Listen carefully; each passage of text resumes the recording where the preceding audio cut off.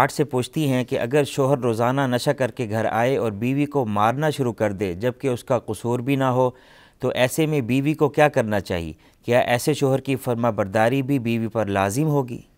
بسم اللہ الرحمن الرحیم۔ نشہ بہت بڑا ایک گناہ ہے، اور جس پوائنٹ پہ جا کے کوئی چیز نشہ چھوڑے گی اسی پوائنٹ کے اوپر حرام ہو جائے گی۔ شراب کا ایک قطرہ بھی حرام ہے اور زیادہ بھی حرام ہے، جبکہ باقی اشیاء جس پوائنٹ پہ جا کے نشہ چھوڑیں اس کے اوپر حرام ہے۔ حضور نبی کریم صلی اللہ علیہ وآلہ وسلم کا فرمان جس کا مفہوم ہے کہ ہر جو نشہ دینے والی چیز ہے وہ حرام ہے، تو جس پوائنٹ پہ جا کے وہ نشہ چھوڑے گی حرام ہو جائے گی۔ بہرحال اگلی اگر روایت کو ہم مد نظر رکھیں کہ حضور صلی اللہ علیہ وآلہ وسلم فرماتے ہیں کہ جس کی کثیر مقدار حرام ہو اس کی قلیل مقدار بھی حرام ہوتی ہے، تاہم نشہ چھوڑنے والی چیزوں سے اجتناب کرنا ضروری ہے۔ آپ کو یہی مشورہ ہم دیں گے کہ جو جائز معاملات ہیں ان کے اندر خاوند کی فرما برداری کریں، اپنی طرف سے چند افراد اور خاوند کی طرف سے چند افراد کو بٹھا کر تو اس معاملے کو ڈسکس کریں۔ یہ ایسی صورتحال کے اندر چونکہ جب تک فریقین کی بات نہ سنی جائے تب تک کوئی حکم شرع نہیں لگایا جا سکتا، تاہم اتنی دیر تک آپ اپنے خاوند کو احسن طریقے سے سمجھاتی رہیں، جائز کاموں کے اندر خاوند کی فرما برداری کرتی رہیں اور اللہ تعالیٰ سے معافی بھی مانگتی رہیں، اس کے لیے دعا بھی کرتی رہیں کہ اللہ تعالیٰ اس کو اس لعنت سے چھٹکارا عطا فرمائے۔ اس خاوند کو بھی یہ پروگرام سنائیں، امید کرتے ہیں کہ وہ باز آ جائے گا۔ یاد رکھیں پیارے بھائی کہ نشہ بہت بڑی لعنت ہے اور اس سے بہت سارے گھر تباہ ہو جاتے ہیں۔ یاد رکھیں کہ جب انسان کی عقل پر غلبہ آتا ہے، غصہ بھی اسی لیے حرام قرار دیا نا کہ اس کے اندر عقل زائل ہو جاتی ہے تو غلط فیصلے ہوتے ہیں، اس لیے تمام تر معاملات کو ملحوظ خاطر رکھیں۔ مفتی صاحب، نشے کی حالت میں تو شوہر کو پتہ ہی نہیں چلے گا، وہ تو مارے گا، اس کی تو عقل پہ ویسے ہی پردہ ڈلا ہوا ہے، تو بیوی آگے سے سختی سے کوئی جواب دے سکتی ہے یا اس پہ ہاتھ اٹھا سکتی ہے؟ نہیں، ہاتھ نہ اٹھائے، ایسے ہاتھ اٹھائے گی پھر تو خانہ جنگی شروع ہو جائے گی، تو کیونکہ خاوند پھر نہ اس کو اپنی انا کا مسئلہ بنا لے گا۔ تو ہمارا مقصد گھروں کو جوڑنا ہے، گھروں کو توڑنا نہیں، اسی لیے میں نے کہا کہ اپنے گھر میں سے چند افراد کو بلائیں اور ادھر اس کے گھر والوں میں سے بھی چند افراد کو بٹھا کر تو احسن طریقے سے معاملات کو حل کریں۔ قرآن کا یہی حکم ہے کہ جب پہلا جو حکم ہے نا وہ یہی ہے کہ ایک دوسرے کو سمجھایا جائے، حالانکہ یہ خاوند کو حکم ہے لیکن اس پر قیاس کرتے ہوئے بیوی بھی جائز مقاصد کے اندر خاوند کو سمجھا سکتی ہے، تو اس کے گھر والوں کو بلائیں، سمجھائیں، اگر پھر بھی باز نہیں آتا تو پھر ایسی صورتحال کے اندر اس کے جو سمجھ لیں کہ اس کے والدین ہیں یا اس کے اوپر جو کنٹرول کرنے والے ہیں ان کے ذریعے سے اس کے اوپر کنٹرول کریں۔ خود ہاتھ اٹھائیں گی تو ایسی صورتحال کے اندر گھر کو خراب کرنے والی ہاتھ نہ بھی اٹھائے، اتنا کہہ دے کہ اگر تم نے دوبارہ مجھ پہ ہاتھ اٹھایا تو میں تمہیں نہیں چھوڑوں گی، تو اس طرح کے سخت الفاظ بول سکتے؟ دیکھیں، خاوند کی فرما برداری بہرحال اس کے اوپر لازم ہے، اس کی فرما برداری کو مد نظر رکھے۔ یہ کہلوانا جو ہے نا یہ اس کے والدین سے کہلوائے، اگر بالفرض والدین نہیں ہیں تو پھر اپنا مقدمہ یہ بہرحال عدالت کے اندر لے کے جا سکتی ہے، شرعی طور پر اسے خلا لینے کا حق حاصل ہے۔ اگر کوئی زندگی کے اندر آگے کوئی اچھی صورتحال مناسب کوئی نظر آ رہی ہو تو یہ خلا بھی لے سکتی ہیں، اس بنا پر کہ خاوند مار پیٹ کرتا ہے، نشہ کرتا ہے، کما کے نہیں لاتا، عدالت میں اپنا مقدمہ پیش کر سکتی ہیں۔ جی مفتی صاحب، اگلا سوال فیصل آباد سے عاصم ریاض پوچھتے ہیں کہ کیا جنت میں بھی بیوی ہی حور کے روپ میں ملے گی؟ بسم اللہ الرحمن الرحیم۔ لگتا ہے آپ اپنی بیوی سے کوئی ناخوش لگ رہے ہیں۔ بہرحال یہ بات یاد رکھیں کہ جنت اور اس کے تمام تر معاملات یہ جہاں پر ہمارا تصور جاتا ہے نا اس سے بھی آگے کے معاملات ہیں۔ ہمیں حدیث سے کچھ اشارات ملتے ہیں، ہم ان کو تصور میں لا سکتے ہیں، لیکن یاد رکھیں کہ جو چیز تصور میں آ جائے گی نا وہ جنت نہیں ہوگی، جنت اس سے اعلیٰ ہے، جنت اس سے ارفع ہے۔ حضور نبی کریم صلی اللہ علیہ وآلہ وسلم آپ ایک مرتبہ نماز کی حالت میں تھے اور آپ نے ایک قدم آگے بڑھایا، پھر پیچھے کر لیا، پھر آگے بڑھایا، پھر پیچھے کر لیا، 3 مرتبہ ایسا عمل کیا۔ نماز کے بعد صحابہ بھی اسی طرح کرتے رہے، کیونکہ صحابہ کرام تو وہ ہستیاں ہیں کہ نبی کریم صلی اللہ علیہ وآلہ وسلم کی ہر ادا کو اپنانے والے تھے۔ جب نماز سے فارغ ہوئے رسول اللہ صلی اللہ علیہ وسلم سے سوال کیا گیا، یا رسول اللہ صلی اللہ علیہ کیا حکم تبدیل ہو گیا ہے؟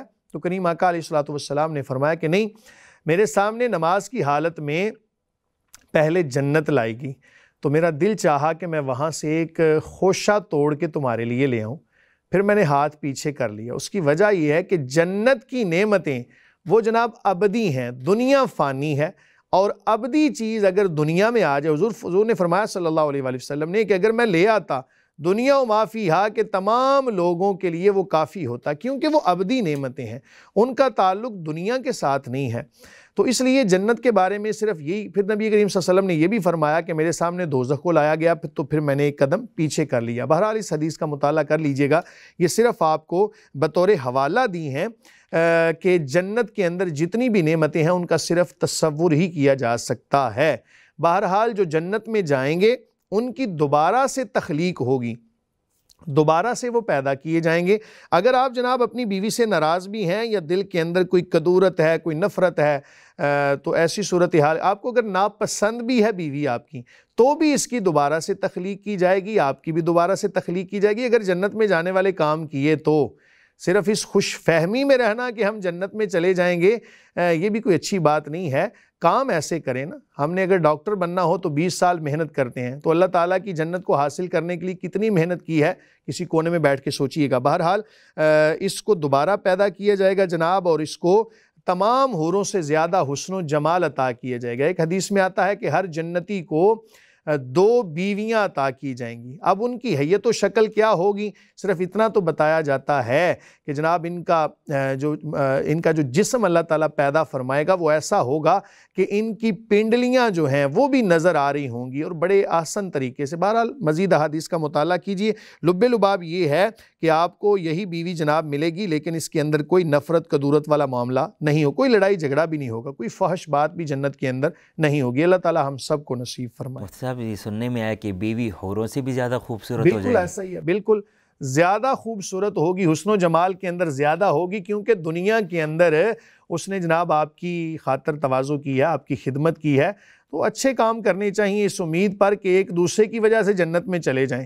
بعض دفعہ کوئی بندہ اپنی بیوی کی وجہ سے جنت میں جائے گا، کس وجہ سے کہ اس کی بیوی بڑی نیک پاک ہے اور اس کے ساتھ بڑا جناب حسن سلوک کرتا تھا، تو ایک دوسرے کے لیے جنت میں جانے کا سبب بنے۔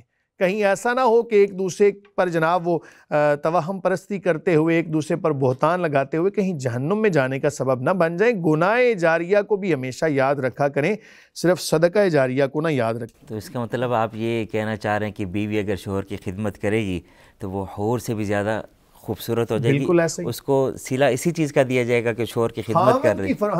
خواتین کے لیے یہ بڑی خوشخبری ہوگی۔ احادیث مبارکہ کے اندر نبی کریم صلی اللہ علیہ وآلہ وسلم نے فرمایا جو خاتون نماز قائم کرے اور روزہ رکھے، اپنے خاوند کی فرما برداری کرے ہر لحاظ کے اندر، جائز کاموں کے اندر، تو وہ جنت میں کیسے جائے گی؟ اللہ رب العالمین اس سے فرمائے گا جس دروازے سے مرضی جنت میں داخل ہو جا۔ لیکن بڑی عجیب بات ہے، خواتین سے یہ 2-3 کام بھی نہیں ہو رہے۔ نماز پڑھنے کا وقت ہونا تو ہزارہ ہیلے بہانے ہوتے ہیں، اور جب خاوند کی فرما برداری کی بات آئے تب تو آپ سبھی معاشرے کو دیکھ رہے ہیں۔ اللہ تعالیٰ بحیثیت مسلمان ہم سب کو ہدایت نصیب فرمائے۔ تو مفتی صاحب نے بہت خوب انداز سے جواب دیا۔ تو اس کا مطلب یہ ہے کہ شوہر کی خدمت کر کے بیوی اپنے حسن کو مزید بڑھا سکتی ہے۔ اگر وہ چاہتی ہے کہ میں حوروں سے بھی زیادہ خوبصورت ہو جاؤں تو وہ شوہر کی خدمت کرے، اور اپنا جو بناؤ سنگار ہے نا وہ بھی جناب اپنے خاوند کے لیے کرے۔ میں بڑا حیران ہوتا ہوں اس بات پہ، جب خواتین کبھی کسی کو بھی کہا جائے، یہ معاشرے کی بات ہے، ہر بندے کو پتہ ہے، اس میں یہ نہ آپ کہیں جی مفتی صاحب جو ہیں یہ جناب ایسی باتیں کرتے ہیں، یہ معاشرے کی بات ہے۔ خواتین نے جب کہیں جانا ہو نا تو بڑی تیاری کریں گی، اور اپنے خاوند کے لیے بناؤ سنگار کرنا الا ماشاءاللہ، تو خاوند بھی بیچارہ سوچتا ہے کہ میں روزانہ اس کو کہیں نہ کہیں لے کے جایا کروں تاکہ یہ کم از کم تیار تو ہو جائے۔ شکریہ مفتی صاحب، آپ سب احباب کا بھی بہت شکریہ جو اپنے سوالات ہمیں بھیج رہے ہیں۔ امید ہے مفتی صاحب کے قرآن و سنت کی روشنی میں دیے گئے جوابات سے آپ کو رہنمائی ملی ہوگی۔ آپ سب دیکھنے والوں سے یہ گزارش ہے کہ اگر کسی بھی دینی اور شرعی اور اخلاقی معاملے میں رہنمائی چاہتے ہیں تو مفتی آن لائن میں اپنے سوالات سکرین پر دیے گئے نمبر پر بھیجیں، یا آپ ہمارے سوشل میڈیا کے ذریعے بھی ہم سے رابطہ کر سکتے ہیں۔ اور سب دیکھنے والوں سے گزارش ہے کہ واٹس ایپ پر اپنے سوالات لکھ کر بھیجیں یا وائس نوٹ کے ذریعے بھیجیں۔ کال ریسیو نہیں ہم کر سکتے، ہم آپ کے سوالات کو پروگرام میں شامل کریں گے اور ان کا مکمل شرعی حل بتائیں گے۔ سب حضرات کا بہت شکریہ۔ وما علینا الا